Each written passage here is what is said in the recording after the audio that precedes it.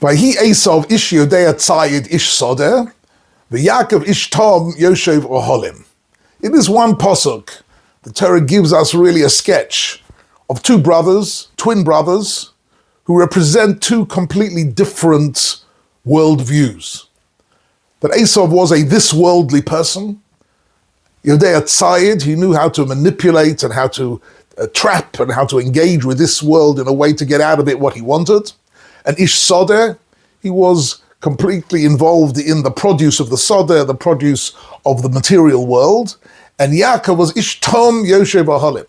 Tom here refers to emunah, right? As the pasuk says later in the Torah, tomim tiyem Hashem elokecha, means living a life of emunah, a life of an awareness of the presence of HaKadosh Baruch Hu.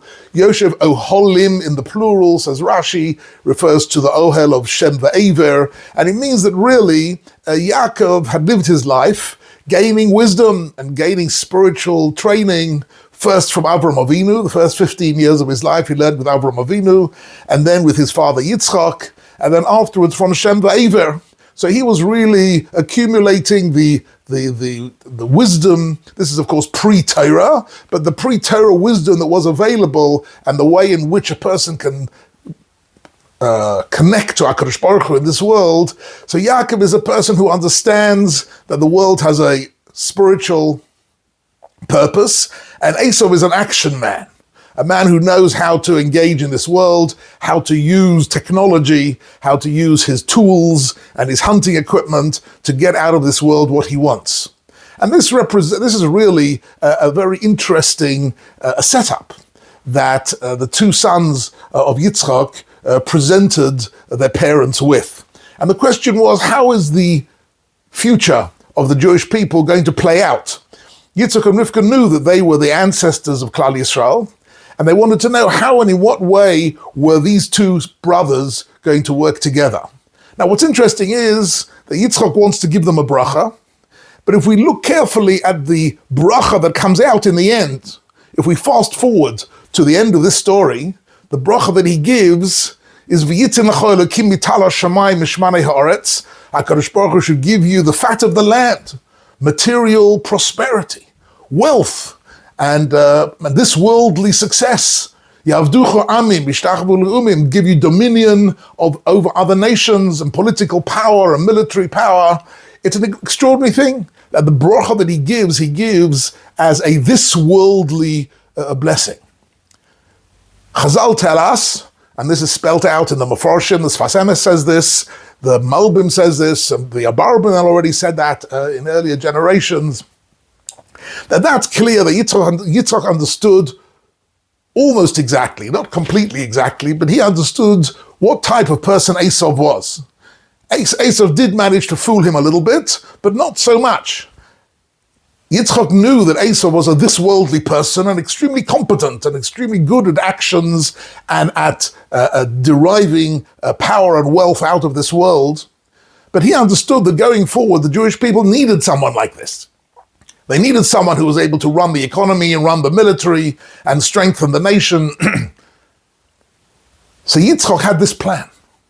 And he understood that Yaakov and Esav together would really make the dream team. Later on, this team would be known as Yisachar and Zevulun. So says the Sforno. That Yisachar and Zevulun, the idea of the partnership between two brothers, one focusing on this worldly activities and one focusing on more spiritual, intellectual and learning and developmental activities, and they're working together as a team, that is the great formula. But what happened? What went wrong here? Something went wrong, and it lies in our understanding of the nature of Esav. Interestingly, in the story, there was something that Rivka was able to see that Yitzchak couldn't see. Yitzchak couldn't see the shortcomings of Esav. He knew that he was a this worldly person, but he couldn't see just how egoistic he was. And here comes something very interesting. At the very end, after Yaakov has taken this blessing, and then Esav walks in and says, "It's time for my bracha," and Yaakov and his father tells him, Yitzchak says to him, it's too late. Your brother's already come in here, and he's been given your bracha. And this is a very odd thing to say. I mean, many people go to a great man, to a tzaddik, to a rebbe to get a bracha. And I would say it's relatively rare for someone to come in and ask for a bracha and be told, I'm very sorry, but the person who came in just before you, he took the last bracha. I'm sold out. I'm out of stock. What does Yitzchak mean when he says, I don't have a bracha for you? Says the Malbim something very profound. He says, of course I can give you success. I can bless you with wealth and power and everything, but wealth and power in and of itself is not a blessing. What is a bracha in this world? A bracha is indeed to have talents and abilities and wealth and power, and to know how to use them and harness them to something of greater value and purpose, to a spiritual goal, to the goal of Klal Yisrael, of Eretz Yisrael, of Teiras Yisrael. These are the great spiritual goals of the Jewish people. And Yitzchak suddenly realized that the message that he'd received from this whole story was that Esau was not a worthy partner of Yaakov. And the reason why he wasn't a worthy partner is because even if he would give him all the wealth and power in this world, he would only use it for egoistic purposes. He wouldn't use it l'shem mitzvah.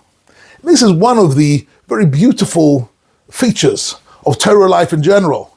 And if you look at the Hilchos Deos of the Rambam, he has a whole chapter there about how whatever one engages in, all one's this worldly activities, you have to have in mind that I'm engaging in these worldly activities, whether it's business or eating or keeping fit and keeping healthy, or whatever it is, you're doing it in order that you should have kelim, you should have the ability to serve HaKadosh Baruch Hu better, to be able to dedicate one's energies and life to HaKadosh Baruch Hu.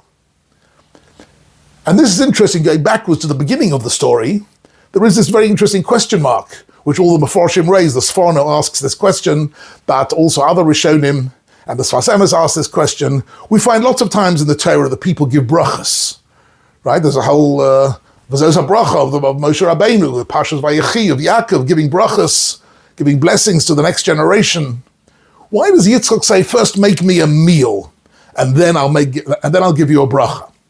So the Rabbeinu Bachai and others say, the Ran says that it's got to do with Yitzchak wanted to be in a state of simcha, and it's only in a state of simcha, when one is in a state of joy, that one is able to give a proper blessing, belev sholem. Right? This is incidentally why we know the Kohanim don't do Birkas Kohanim in Chutz La'aretz, because being in Chutz La'aretz, one can't be in the same state of simcha as one can be in Eretz Yisrael. So say the poskim. I'll call upon him, what's happening here with this bracha? And why is it that he needs to have someone to make him a meal first? So he says to Esau, son or Kelicha, take your hunting tools, go out and hunt venison for me and make me a meal, kasher, like you know that I like. What's going on here? Why does he need to ask him that? But the Sforno says something much more interesting and profound in connection with this understanding of the bracha.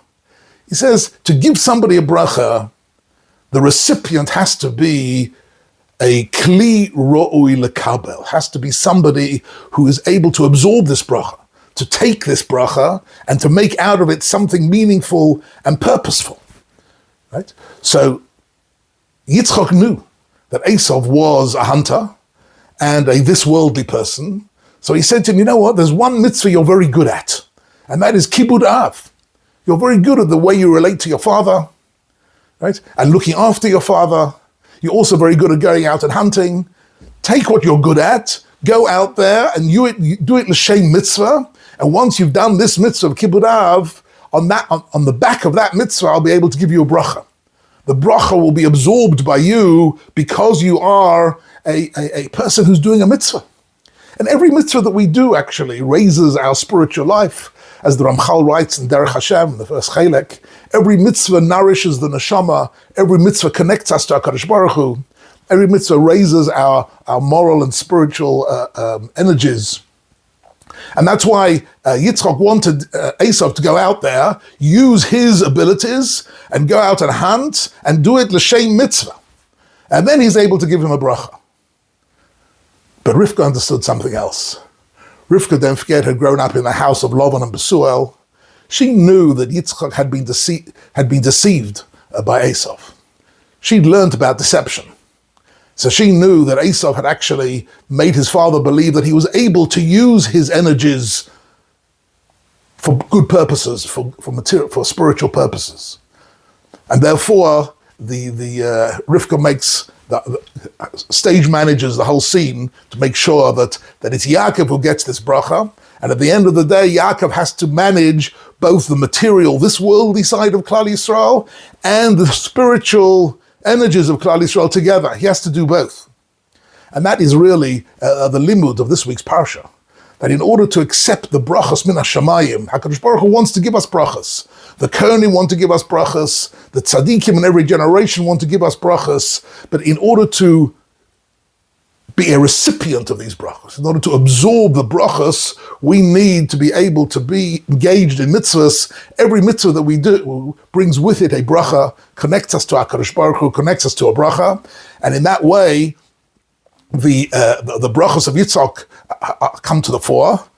But what's interesting is that Yitzchak always intended to give a different bracha to Yaakov completely. Yitzchak knew that Yaakov was a tzaddik. And at the end of the parsha, he says, "V'yitenchos birkas Avram, l'chol zarcha itach, l'rishitchos eretz mugurecha." The bracha of Avraham Avinu, the bracha of Eretz Yisrael, the bracha of V'yisi l'chol Elokim, the personal relationship to HaKadosh Baruch Hu, that was always going to go to Yaakov. That was never a question. The question was only, would Esav be a shutaf?